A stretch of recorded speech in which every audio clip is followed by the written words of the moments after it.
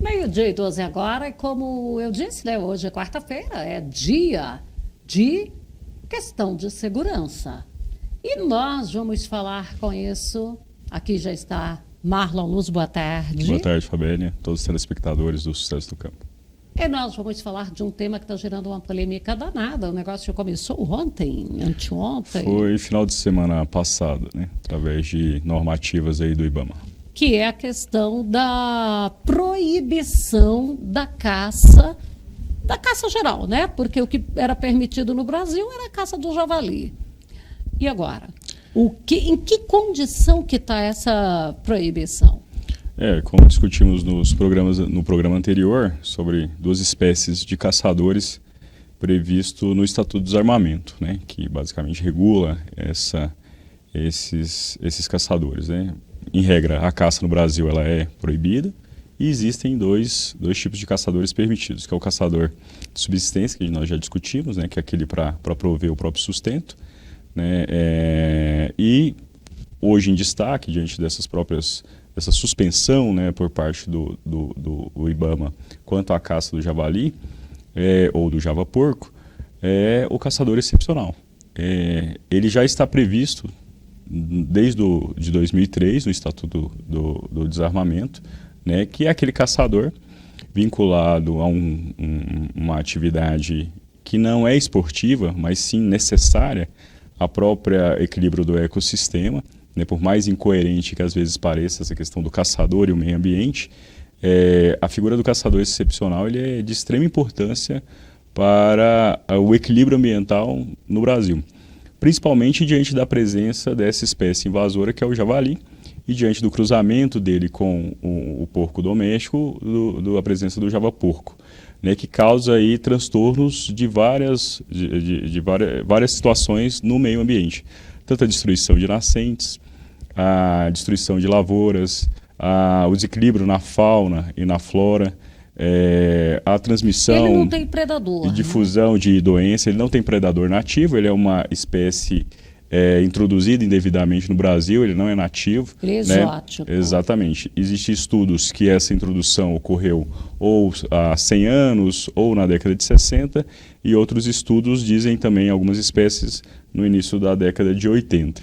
Então, diante dessa falta de um controle natural e da reprodução desses animais, a necessidade dessa figura importante do caçador excepcional, que é aquele caçador que é legal, que tem uma autorização dos órgãos ambientais para exercício da caça, que usa uma arma de fogo legalizada, né, que tem uma autorização do Exército Brasileiro para a atividade de caça, e o IBAMA, de maneira estranha, né, no final da semana passada, já no início da final da semana, emite uma simples notificação, né, no seu site, dizendo que, desde então, a caça, né, excepcional, ou seja, a caça de javali ou de javaporco, está suspensa no Brasil diante do decreto que regulamentou, esse segundo decreto esse ano, que regulamentou o Estatuto do Desarmamento em julho de 2023, fazendo uma confusão, aparentemente, quanto à autorização do Exército para o exercício da caça excepcional,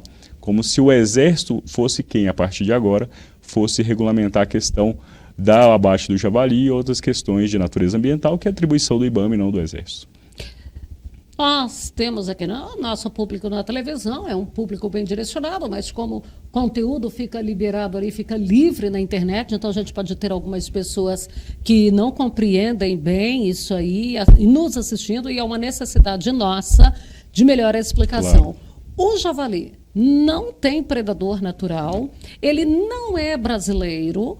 Então, ele destrói nascentes com pisoteios e fuçando, ele destrói lavouras. Exatamente. E é extremamente agressivo também, porque se ele chegar a encontrar, porque anda normalmente até em bandos, sim, também, né? Se encontrar ali pessoas, essas pessoas correm risco. São animais nativos basicamente da Ásia e da Europa, né, que foram introduzidos indevidamente no Brasil, como outras espécies, muitas das vezes para o cultivo da carne ou outra atividade, que depois foram liberados no meio ambiente indevidamente. E como ele tem uma super reprodução, né, então ele é uma média de 1 a 2 crias por ano, né, de 5 a 10 filhotes, então a ausência de um predador natural, há necessidade desse manejo, né, e desse abate desse animal para o controle dessa superpopulação diante dos danos aí que você mesmo já mencionou. Da mesma forma, essa questão do caçador excepcional, da atividade de caça no Brasil, aparentemente também tem partido aí para um viés ideológico, né? Sem uma fundamentação técnica, sem uma análise realmente do porquê da existência desse caçador excepcional, e aí vedando e criticando muitas das vezes essa atividade que é necessária, né? É necessário ao meio ambiente. É necessária a preservação das nascentes, é necessária a preservação das lavouras, né? É uma questão econômica, é uma questão sanitária. Então não podemos, mais uma vez, nessas questões envolvendo arma e atividade de caça que usa a arma de fogo, partir para esse viés ideológico e simplesmente uma crítica infundada a essa atividade de caça, que ela tem um controle por parte do Exército Brasileiro, né, na questão da concessão das armas. Essas armas são legais nessa atividade de caça. As munições, né, essa autorização, esse manejo da atividade de caça é regulado pelo IBAMA, né? Nós temos uma instrução normativa ainda de 2013 que autoriza o abate do javali ou do javaporco. Então tem uma série de requisitos que o caçador tem que seguir, né? O local de caça com autorização do proprietário ali da área rural que ele exerce essa atividade de caça, o manejo adequado, a proibição do transporte desse animal vivo, né? Esse caçador, muitas das vezes, ele tem um papel fundamental no controle sanitário.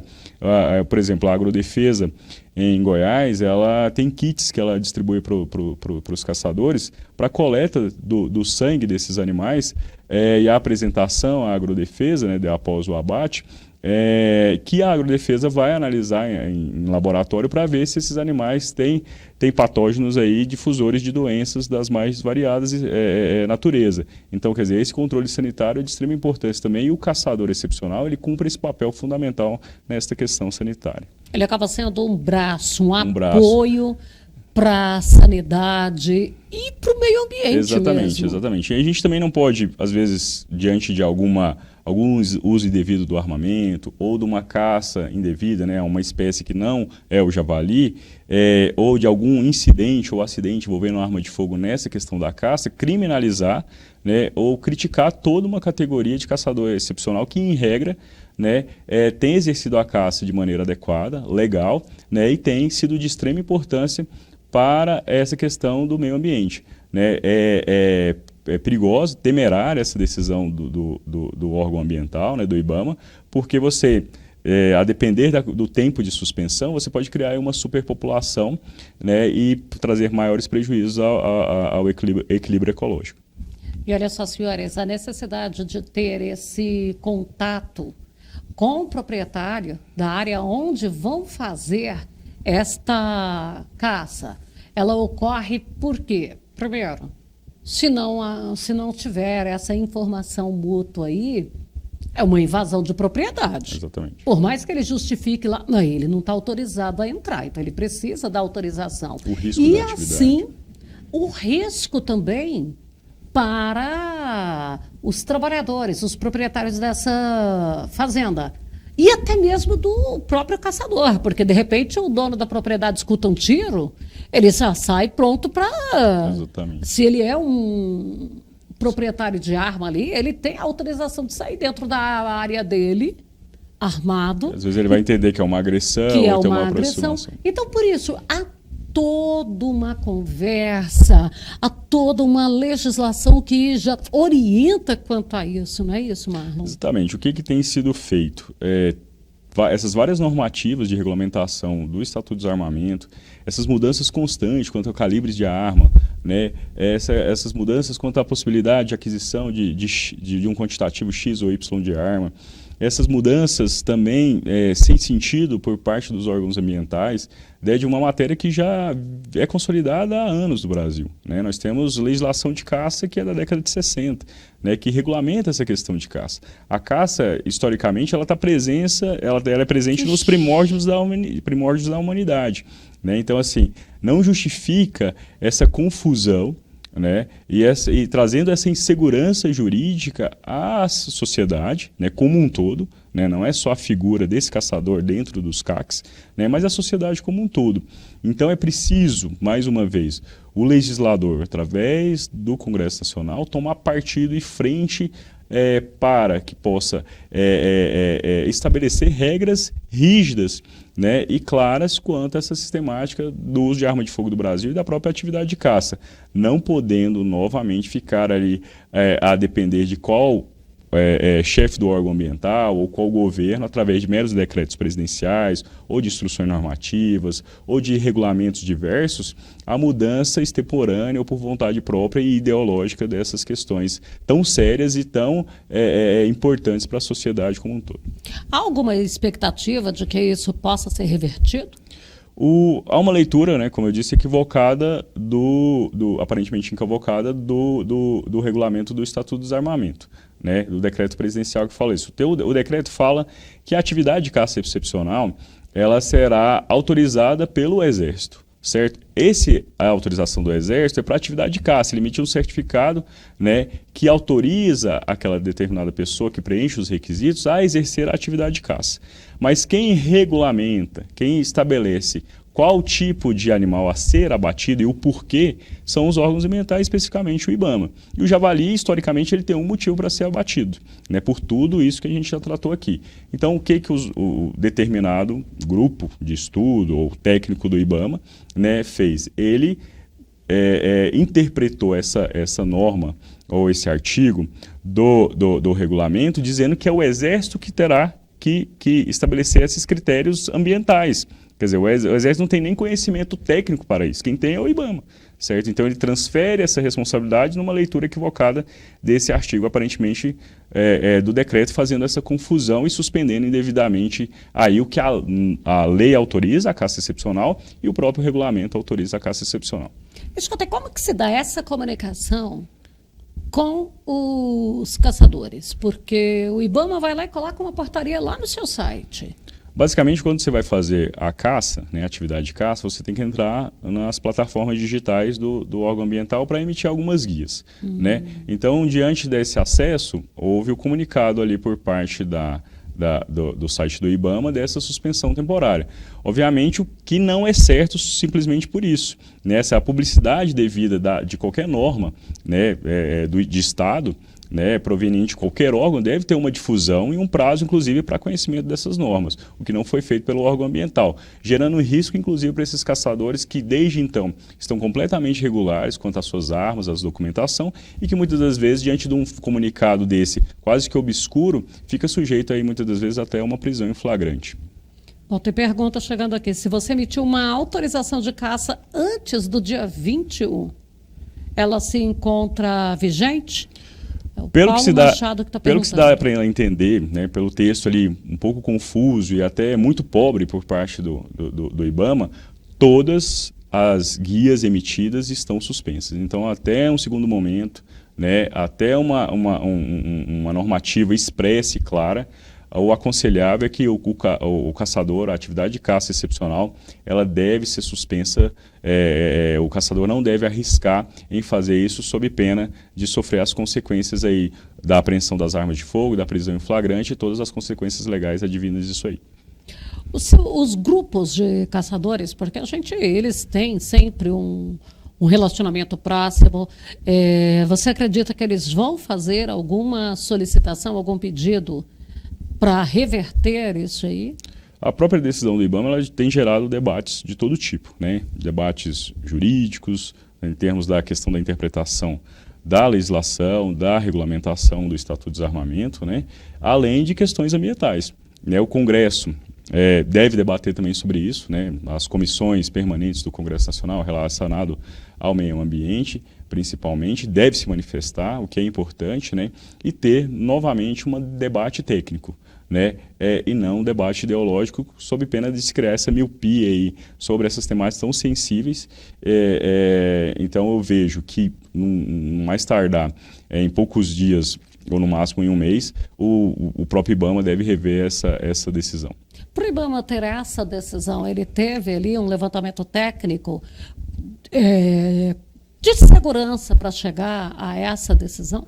Todas essas decisões, né, administrativas, ela deve ter uma fundamentação legal. O IBAMA não publicou nenhuma fundamentação a não ser dizer que a regulamentação do Estatuto de Desarmamento transfere para o Exército essa autorização de caça, né? Então, suspendendo todas essas guias anteriores emitidas para o IBAMA. Então, aparentemente, né, houve um equívoco de interpretação da regulamentação. Então, esse equívoco deve ser corrigido. Vai ficando cada vez mais difícil esses entendimentos, porque a gente tem ali no Congresso, a gente tem dentro das instituições, as pessoas que estão decidindo como você deve comer, né? Eles decidem tudo. Agora, eles não sabem se você tem aquela comida, eles não sabem se você tem alergia, se você tem intolerância, não sabem nada. Vão lá e decidem. A pessoa que nunca botou o pé numa fazenda, nunca se deparou com uma lavoura destruída, como as que nós temos aqui, não são destruídas só pelo javali, né? Porque aqui a gente ainda enfrenta as questões de cateto e também do queixada. E estes são nativos, estes não são autorizados de caça e não são caçados. Agora, um javali é um animal muito maior, muito grande. E pare o que ali um javali, hein?